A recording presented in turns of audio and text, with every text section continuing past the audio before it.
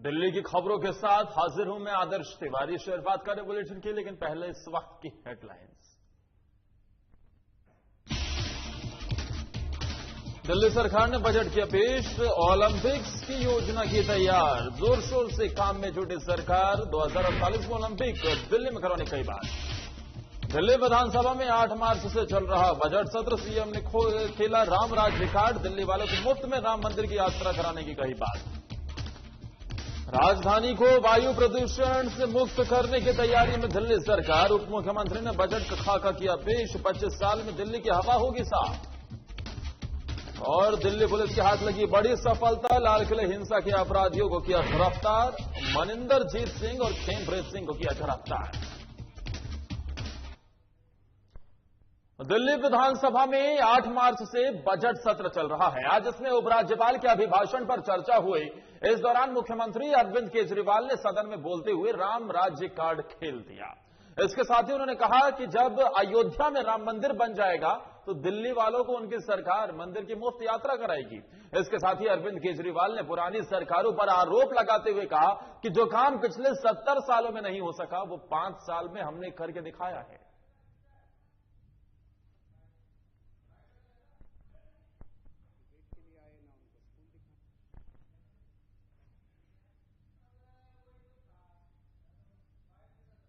Debate के लिए आए ना उनको स्कूल दिखाने आए।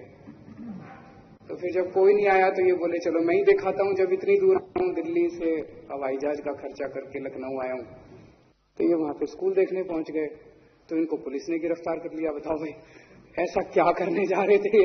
स्कूल देख लेने देते। चलो खराब थे स्कूल, कोई बात नहीं, देख लेने देते। दिल्ली के उप मुख्यमंत्री को उत्तर प्रदेश के पुलिस कमिश्नर ने रास्ते में रोक लिया, सारी पुलिस ने, इनको स्कूल नहीं देखने दिया। तो उसके बाद बहुत थू-थू हुई उत्तर प्रदेश सरकार की। फिर हमें तो क्या दिखाने थे, मीडिया ने जा जाके इनके स्कूल दिखा दिए, पूरी दुनिया को दिखा दिए ये हैं इनके स्कूल।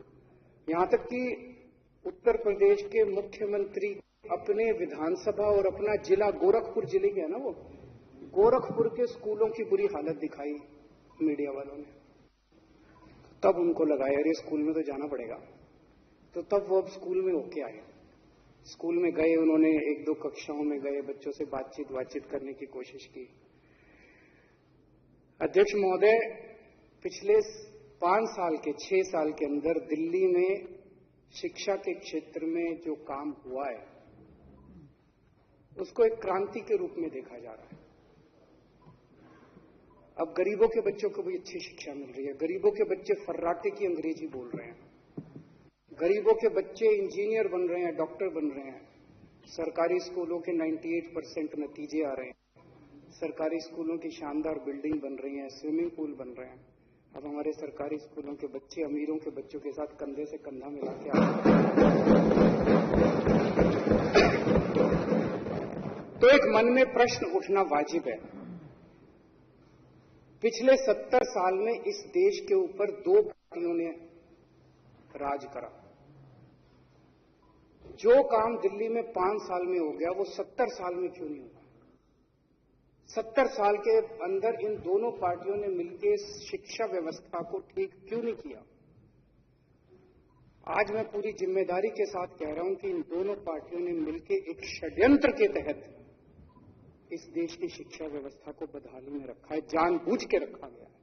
इन्होंने जानबूझ के इस देश के लोगों को गरीब रखा और इस देश के बच्चों को अनपढ़ रखा, क्योंकि ये चाहते थे कि अगर ये बच्चे अनपढ़ रहेंगे तो ये बच्चे बेरोजगार रहेंगे, अगर ये बच्चे अनपढ़ रहेंगे तो ये बच्चे पिछड़े रहेंगे, अगर ये बच्चे अनपढ़ रहेंगे तो ये गरीब रहेंगे, ताकि अमीरों को अपनी फैक्ट्रियों के लिए और अपने घरों के लिए सस्ते में लेबर मिल सके, ताकि इन पॉलिटिकल पार्टियों को जब जब इनको पॉलिटिकल रैलियां करनी हो तो इनको भाड़े के अंदर लोग मिल सकें, ताकि इन पॉलिटिकल पार्टियों को सस्ते में अपने पॉलिटिकल कार्यकर्ता मिल सकें, जानबूझ के, ताकि इन पॉलिटिकल पार्टियों को अपना वोट बैंक मिल सके, इनसे प्रश्न पूछने वाला कोई ना हो, इनको अनपढ़ रखो, पूरे इस देश की जनता को अनपढ़ रखो, इनको गरीब रखो। जानबूझ के इस देश के लोगों को गरीब रखा गया, एक षड्यंत्र के तहत रखा गया और ये पिछले 6 साल में साबित कर दिया। पिछले 6 साल के अंदर दिल्ली की जनता ने जो शिक्षा व्यवस्था देखी है, पिछले 6 साल के अंदर दिल्ली के अंदर जो शिक्षा के क्षेत्र के अंदर क्रांति आई है, उसने इन दोनों पार्टियों की जड़ें हिला दी। अगर ये 6 साल के अंदर शिक्षा के क्षेत्र में जो विकास हुआ है, उसी की वजह से पिछले विधानसभा चुनाव के अंदर कांग्रेस की 0 सीट आई और अब जो उपचुनाव हुआ उसमें बीजेपी की 0 सीट आई। अगर इस देश के लोगों को पढ़ा दिया तो पूरे देश के अंदर इन दोनों पार्टियों का यही हाल होगा। अगर लोग पढ़ गए, लोग अगर पढ़े लिखे हो गए, तो पूरे देश के अंदर ये बात फैलेगी। अध्यक्ष महोदय, पिछले 1 साल के अंदर जाहिर तौर पे पूरी दुनिया ने इस महामारी का सामना किया, कोरोना की महामारी का सामना किया, दिल्ली ने भी किया। बहुत कठिन समय था। इस कठिन समय के दौरान दिल्ली सरकार ने, दिल्ली के लोगों ने, सारी संस्थाओं ने, सारी सरकारों ने, प्रधानमंत्री जी ने, गृह मंत्री जी ने, केंद्र सरकार ने, उन सब ने सहयोग किया।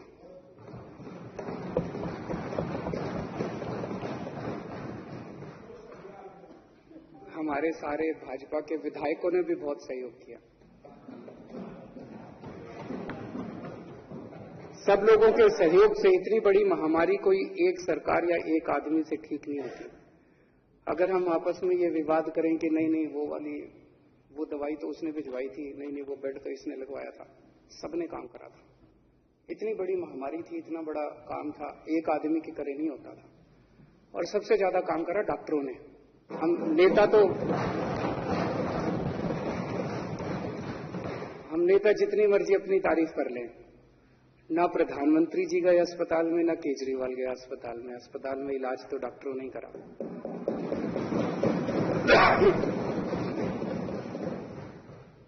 तो उन सभी का हम ये सदन पूरे दिल से इस दिल्ली के लोगों का और सभी डॉक्टरों का, नर्सों का, सभी का, जितने फ्रंटलाइन वर्कर्स थे, जितने हेल्थ केयर वर्कर्स थे, हम सबका शुक्रिया अदा करते हैं। नई नई पद्धतियां दिल्ली ने पूरी दुनिया को दी। प्लाज्मा थेरेपी दिल्ली ने पूरी दुनिया को दी। होम आइसोलेशन की पूरी पद्धति दिल्ली ने दुनिया को दी। वहीं दिल्ली सरकार ने अपने बजट में स्पोर्ट्स इवेंट, ओलंपिक के आयोजन विजन के साथ काम करने की योजना बनाई है, ताकि दिल्ली के इंफ्रास्ट्रक्चर लेवल पर इस तरह से इसे तैयार कर लिया जाए कि साल 2048 के ओलंपिक्स की मेजबानी की दावेदारी दिल्ली कर सके। इसके साथ ही मुख्यमंत्री अरविंद केजरीवाल ने ओलंपिक्स के हिसाब से कैसे स्टेडियम को बनाया जाए और कहा कि दिल्ली सरकार का लक्ष्य है कि दिल्ली में ओलंपिक खेलों का आयोजन भी हो। आपको बता दें कि 39वें ओलंपिक खेल प्रतियोगिताओं की मेजबानी का आवेदन करने के लक्ष्य के साथ दिल्ली सरकार जोर शोर से काम कर रही है। वहीं इस दौरान सिसोदिया ने कहा कि खेल को लेकर एक और बड़ा सपना है कि दिल्ली में ओलंपिक खेलों का आयोजन हो और आजादी के 100 साल पूरे होने तक हमें यह पूरा करना है। तो हमारा 2047 का सपना है कि दिल्ली का पर कैपिटा इनकम हमें सिंगापुर के पर कैपिटा इनकम के बराबर करना है 2047 तक। उसके लिए हमें दिल्ली के पर कैपिटा इनकम को 16 गुना बढ़ाना पड़ेगा। वो बढ़ाएंगे। उसके लिए जो भी करने की जरूरत है वो करेंगे। इस बजट के अंदर विजन दिया गया कि 2048 का ओलंपिक गेम दिल्ली के अंदर होना चाहिए। उसके लिए जो भी करने की जरूरत है उसके लिए दिल्ली बिड करेगा। 2048 के ओलंपिक गेम्स के लिए दिल्ली बिड करेगा। उसके लिए जो भी जरूरत है, जो भी इंफ्रास्ट्रक्चर क्रिएट करने की जरूरत है, जो भी दूसरी चीजें क्रिएट करने की जरूरत है, वो हम करेंगे। तो एक तरह से 2047 का विजन इस बजट के अंदर दिया गया है और हमारी 75 साल की आजादी के लिए को मनाने के लिए ढेर सारे कार्यक्रमों का इसके अंदर रूपरेखा तैयार की गई है।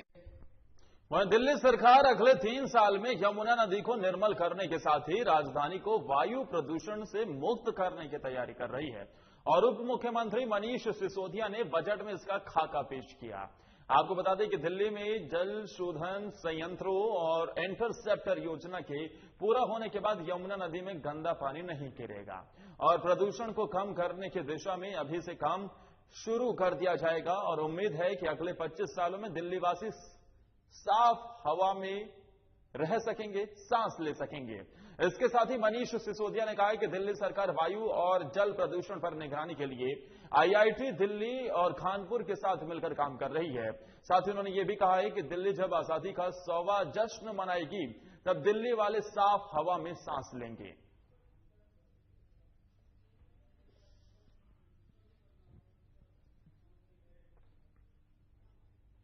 उधर दिल्ली पुलिस की अपराध शाखा के हाथ एक बड़ी कामयाबी लगी है। आपको बता दें कि दिल्ली पुलिस ने लाल किला हिंसा मामले में मनिंदर जीत सिंह और खेमप्रीत सिंह को गिरफ्तार किया है। मनिंदर जीत सिंह को आईजीआई एयरपोर्ट पर गिरफ्तार किया गया है। इसके साथ ही पुलिसकर्मियों पर फरसा से हमला करने वाले आरोपी खेमप्रीत सिंह को भी पुलिस ने पकड़ लिया है।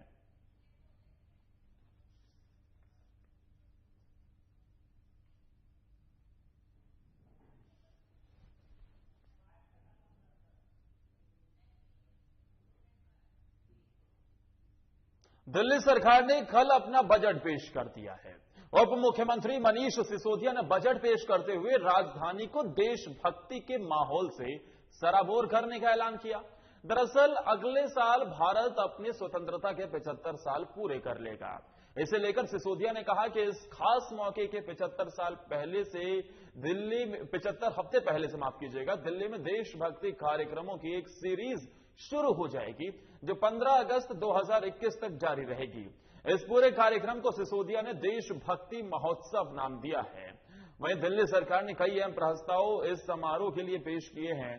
डिप्टी सीएम मनीष सिसोदिया ने कहा है कि दिल्ली में 500 जगहों पर बड़े तिरंगे लगाए जाएंगे ताकि दिल्ली वासी जब भी घर से बाहर निकले उन्हें तिरंगा दिखे और वह इस महान देश पर गर्व महसूस करें।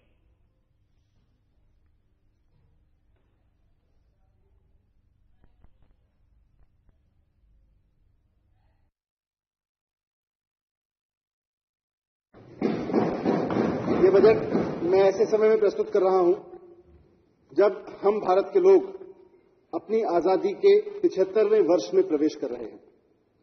वित्त वर्ष 2021-22 जिसके लिए ये मैं बजट पेश कर रहा हूं, उसमें हमारे देश की एक सबसे ऐतिहासिक तारीख होगी 15 अगस्त 2021, यानी हमारा 75वां स्वतंत्रता दिवस।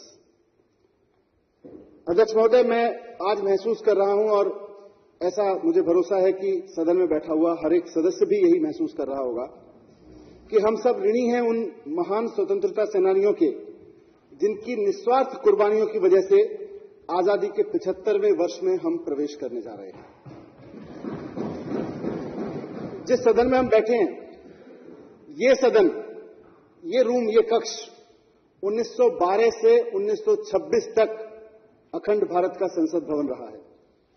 ये वास्तव में हम सबका सौभाग्य है कि इसी कक्ष में बैठकर आज हम देश की राजधानी दिल्ली के लोगों की सेवा में चर्चा और निर्णय ले पा रहे हैं। अध्यक्ष महोदय, मैं अपनी सरकार की तरफ से, इस पूरे सदन की तरफ से 75 साल पहले हमारी आजादी को संभव करने वाले महान स्वतंत्रता सेनानियों को श्रद्धापूर्वक शत शत नमन करते हुए ये बजट प्रस्तुत करता हूं और इस भाव के साथ प्रस्तुत करता हूं कि इसमें उल्लेखित कार्यों और योजनाओं से उन महान शहीदों के द्वारा आजाद वतन को लेकर देखे गए सपने के निर्माण में हम कुछ कदमों का भी योगदान कर सके तो यह हमारा सौभाग्य होगा। इसलिए आज के बजट को मैं आपकी और इस सदन की अनुमति से देशभक्ति बजट के रूप से नामांकित करना चाहता हूं।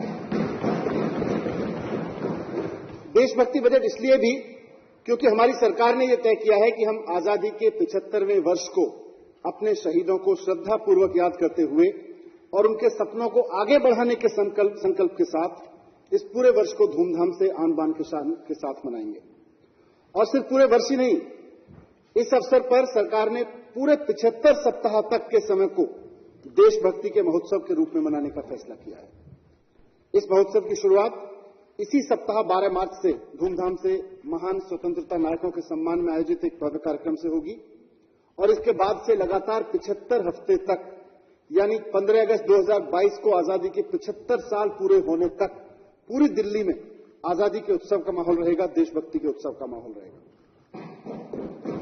अध्यक्ष महोदय, इस अवसर को अविस्मरणीय बनाने से संबंधित कुछ विशेष योजनाओं की घोषणा भी मैं अपने प्रस्तावों में करूंगा, लेकिन यहां मैं एक बात और स्पष्ट करना चाहता हूं हमारी सरकार के लिए आजादी के 75 वर्ष पूरे होने का अवसर केवल और केवल शहीदों के सम्मान में कुछ कार्यक्रम करना भर नहीं है।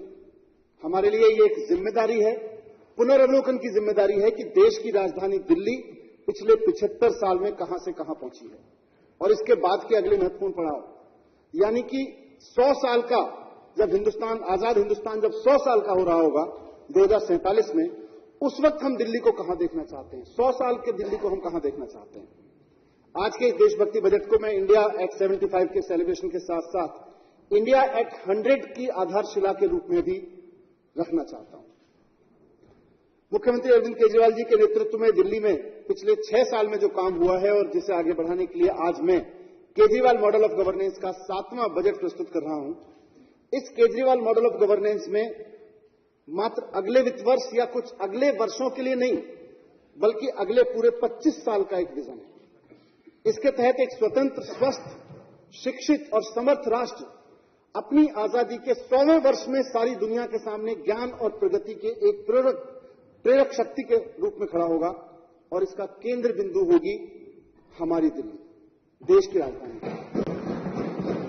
जिस तरह 1947 के आजाद भारत की रचना में दिल्ली स्वतंत्रता आंदोलन की गतिविधियों की धुरी बनी हुई थी, उसी तरह मुझे पूरा विश्वास है कि 2047 के शिक्षित और समर्थ राष्ट्र की धुरी भी हमारी दिल्ली बनी होगी। उस वक्त की चुनौतियां थी अंग्रेजों की दमनकारी नीति और सत्ता में बने रहने के लिए व्यापारियों का, मजदूरों का और किसानों का शोषण। आज अंग्रेज नहीं है, लेकिन राजनीतिक और आर्थिक सत्ता में बने रहने के लिए व्यापारियों, मजदूरों और किसानों का शोषण आज भी जारी है, किसी न किसी रूप में आज भी जारी है। हम लोग जब दिल्ली के कनॉट प्लेस से गुजरते हैं तो हम सबने देखा है वहां एक शानदार तिरंगा बहुत ऊंचाई के साथ में लहराता हुआ देखा है हमने। 200 फीट की ऊंचाई पर वो तिरंगा है और हम सब वहां से निकलते हैं, कोई भी हिंदुस्तानी वहां से निकलता है उसका मन देशभक्ति से ओतप्रोत हो जाता है। हाल में मैंने एनएसयूटी में लगभग इसी ऊंचाई 160 फीट की ऊंचाई के एक तिरंगे का ध्वजारोहण किया और उसको देख के भी वहां से निकलने वाले, द्वारका से निकलने वाले तमाम लोगों ने देखा, मुझे भी कहा, मैं भी उधर से निकलता हूं। वहां से निकलते हुए एकदम मन देशभक्ति से रोमांचित होकर उठता है तिरंगे को लहराते हुए देख के।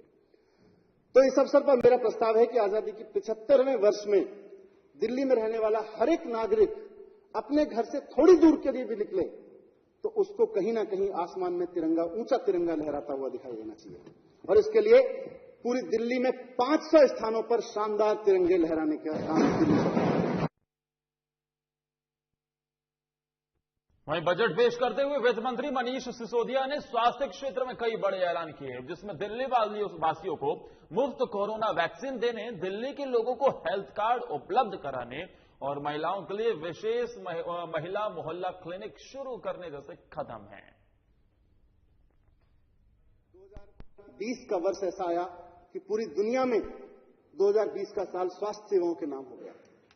दुनिया में शायद किसी ने भी कल्पना नहीं की होगी कि एक ऐसा दौर आएगा दुनिया में, लेकिन शायद यही हिंदुस्तान है। हमारे हिंदुस्तान के शायर वक्त से आगे चलते हैं। हमारे हिंदुस्तान के शायरों ने इसकी कल्पना में कुछ लिख दिया था बहुत पहले। बशीर बद्र साहब ने कोरोना के लिए शायद एडवांस में लिख दिया था कि कोई हाथ भी ना मिलाएगा अगर गले मिलोगे तपाक से। कोरोना के समय लॉकडाउन, 2 गज की दूरी, कोई हाथ भी ना मिलाएगा अगर गले मिलोगे तपाक से। ये नए मिजाज का शहर है, जरा फासले से मिला करो। ये नए मिजाज की दुनिया है, इसमें फासले से मिलना कानूनी जरूरत है और कानूनी बात नहीं मानने का जुर्माना है नए मिजाज की दुनिया में। लेकिन इसलिए कहा अध्यक्ष महोदय कि जैसे शायर ने पहले लिखा, शायद दिल्ली सरकार भी जाने अनजाने में इसकी पहले से तैयारी कर रही थी। हमने शिक्षा के साथ साथ हमेशा इस सदन से बजट पास किया है, उसमें स्वास्थ्य सेवाओं को इंप्रूव करने पर, उसको आधुनिकतम बनाने पर, उसको हर आदमी को सहजता से उपलब्ध कराने पर लगातार काम किया। तो ऐसा लग रहा है जैसे जाने अनजाने में मुख्यमंत्री अरविंद केजरीवाल जी के नेतृत्व में इसके लिए तैयारी की जा रही थी। और हमने 6 साल में जो सार्वजनिक स्वास्थ्य सेवाओं को सुदृढ़ किया, उसकी प्रगति ने शायद दिल्ली के लिए कोरोना महामारी के दौरान इसके प्रबंधन को सफल बनाया। आजादी के बाद 1951 के पहले जनगणना के उपलब्ध आंकड़ों के अनुसार उस समय दिल्ली में कुल 12 सरकारी अस्पताल थे 1951 के आंकड़ों के अनुसार, और कुल मिलाकर 17 डिस्पेंसरी थी अध्यक्ष महोदय। आज इस समय दिल्ली में 38 मल्टी स्पेशलिटी अस्पताल हैं, 181 एलोपैथिक औषधालय हैं, 496 आम आदमी मोहल्ला क्लिनिक हैं, 27 पॉली क्लिनिक हैं, 60 प्राथमिक स्वास्थ्य केंद्र हैं, 46 आयुर्वेदिक यूनानी केंद्र हैं, 22 यूनानी केंद्र हैं, 107 होम्योपैथिक औषधालय हैं, 78 डे शेल्टर होम्स हैं मेडिकल के लिए, 311 नाइट शेल्टर होम्स को कवर करने वाली 22 मोबाइल क्लिनिक लगी हुई हैं और 61 स्कूल स्वास्थ्य क्लिनिक दिल्ली के नागरिकों को स्वास्थ्य को देखभाल के लिए उपलब्ध हैं। महोदय, मैं इन सब संस्थानों से प्रत्यक्ष और अप्रत्यक्ष रूप से जुड़े हुए स्वास्थ्य क्षेत्र के अग्रिम पंक्ति के कार्यकर्ताओं, डॉक्टर, नर्स और सभी अस्पताल कर्मचारियों के प्रति आभार व्यक्त करना चाहता हूं, जिन्होंने महीनों तक 24 घंटे दिल्ली वासियों की खूब सेवा की और बाकी राज्यों से भी जो लोग दिल्ली में आए उनकी भी खूब सेवा की और उन्हें निर्बाध चिकित्सा देखभाल उपलब्ध कराई। उनका योगदान इस महामारी में नियंत्रण पर बहुत महत्वपूर्ण रहा है। यह मुख्यमंत्री अरविंद केजरीवाल जी की दूरदर्शिता थी कि दुनिया के सबसे विकसित शहरों में भी कोविड के दौरान चरमराती स्वास्थ्य की हालत को देखा उन्होंने और उनसे सबक लिया और समय रहते कोविड के लिए होम आइसोलेशन की नई अवधारणा को दिल्ली में शुरू करवाया। देश का पहला प्लाज्मा बैंक भी मुख्यमंत्री जी ने दिल्ली में शुरू करवाया और जरूरतमंद रोगियों को निःशुल्क प्लाज्मा उपलब्ध कराना शुरू हुआ। होम आइसोलेशन और प्लाज्मा दोनों ऐसी व्यवस्थाएं थी जो इनोवेटिव थी और जिनकी वजह से दिल्ली का कोरोना मैनेजमेंट बाकी लोगों के लिए भी सीखने के लिए एक मिसाल बना, एक प्रेरणा बना। तो दिल्ली सरकार की तरफ से जो बजट पेश किया गया उसके जरिए से देशभक्ति पर आधारित ये बजट है और इसके साथ ही इसमें महिलाओं के लिए मोहल्ला क्लिनिक खोलने, कोरोना वैक्सीनेशन दिल्ली वासियों को मुफ्त और यमुना को स्वच्छ बनाने की दिशा में तेजी से कदम उठाए जाएंगे और साथ ही दिल्ली में ओलंपिक की तैयारियां भी शुरू होंगी। इसी के साथ इतना ही।